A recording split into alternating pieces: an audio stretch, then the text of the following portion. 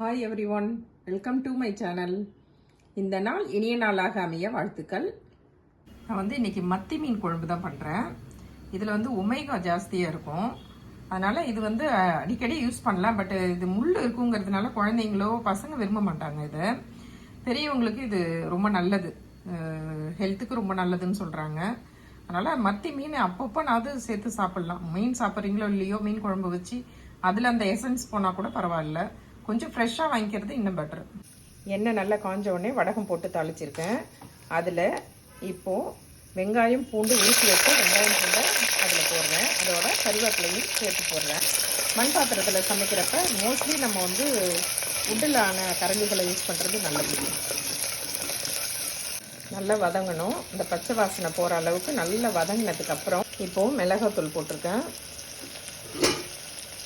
தனியாத்தூள் எடுத்தது, உப்பு மூணுத்தையும் போட்டு நல்லா சுருளை வதக்கணும்.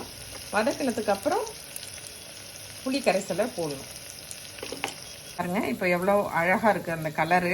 நல்லா வதங்கின உடனே எண்ணெயில் நல்லா வதங்கி நல்லா சுருளை அழகாக வதங்கி வந்திருக்கு. இப்போ புளி கரைசலை இதில் ஊற்றணும். புளி கரைசலை இதில் ஊற்றுறேன்.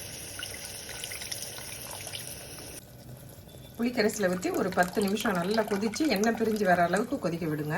அதுக்கப்புறம் க்ளீன் பண்ணி வச்சுருக்கிற மீனை இதில் போடணும். இந்த நேரத்தில் நீங்கள் டேஸ்ட் பார்த்துக்கிங்க. உங்களுக்கு ஏதாவது கம்மியாக இருக்குன்னா ஆட் பண்ணிக்கிங்க. இப்போ ஆட் பண்ணிங்கன்னா கரெக்டாக இருக்கும். இந்த குழம்புல மிளகு, ஜீரகம், வெங்காயம் இது மூணும் சேர்த்து அரைச்சி ஒரு கலவையை இதில் ஆட் பண்ணுறேன். இதை ஆட் பண்ணுறது கொஞ்சம் குழம்பு நல்லா திக்காக வரும். நார்மலாக நம்ம பண்ணுறதை விட இன்னும் கொஞ்சம் நல்லா திக்காக இருக்கும். அதுக்காக சுவையான மத்தி மீன் குழம்பு ரெடி ஆயிடுச்சு. இது கொஞ்சம் டிஃப்ரெண்ட்டான மெத்தடில் நான் செஞ்சுருக்கேன். ட்ரை பண்ணி பாருங்கள். சூடான சாதத்தில் மண் பானை மீன் குழம்பு, மத்தி மீன் குழம்பு, மடவா மீன் வறுவல். தேங்க்ஸ் ஃபார் வாட்சிங் மை சேனல். தேங்க்யூ.